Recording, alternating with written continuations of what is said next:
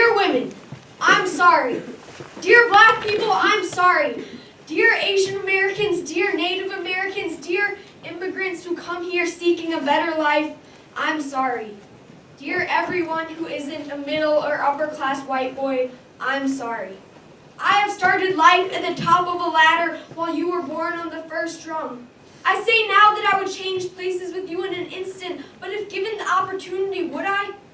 Probably not, because to be honest, being privileged is awesome. I'm not saying that you and me on different rungs of the ladder is how I want it to stay. I'm not saying that any part of me has for a moment even liked it that way. I'm just saying that I fucking love being privileged and I'm not ready to give that away. I love it because I can say fucking and not one of you is attributing that to the fact that everyone with my skin color has a dirty mouth. I love it because I don't have to spend an hour every morning putting on makeup to meet other people's standards. I love it because I can worry about what kind of food is on my plate instead of whether or not there will be food on my plate. I love it because when I see a police officer, I see someone who's on my side. To be honest, I'm scared of what it would be like if I wasn't on the top rung, if the tables were turned and I didn't have my white boy privilege safety blanket to protect me. If I lived a life lit by what I lack, not what I have, if I lived a life in which when I failed, the world would say, "Told you so." If I lived the life that you live.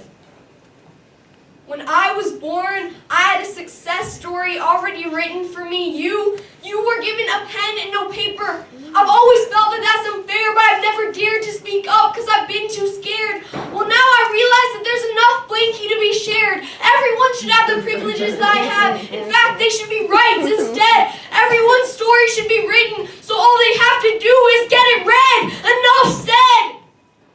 No, not enough said. It is embarrassing that we still live in a world in which we judge another person's character by the size of their paycheck, the color of their skin, or the type of chromosomes they have. It is embarrassing that we tell our kids that it is not their personality, but instead those same chromosomes that get to dictate what color clothes they wear and how short they must cut their hair. But most of all, it is embarrassing that we deny this, that we claim to live in an equal country in an equal world. We say that women can vote. Well, guess what? They can run a country, own a company, and throw a nasty curveball as well. We just don't give them the chance to. I know it wasn't us 8th grade white boys who created this system, but we profit from it every day.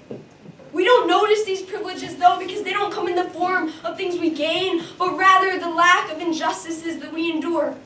Because of my gender, I can watch any sport on TV and feel like that could be me one day. Because of my race, I can eat at a fancy restaurant without the waitstaff expecting me to steal the silverware. Thanks to my parents' salary, I go to a school that brings my dreams closer instead of pushing them away. Dear white boys, I'm not sorry. I don't care if you think the feminists are taking over the world or the Black Lives Matter movement has gotten a little too strong, because that's bullshit. I get that change can be scary, but equality shouldn't be. Hey, white boys, it's time to act like a woman, to be strong and make a difference. It's time to let go of that fear. It's time to take that ladder and turn it into a bridge.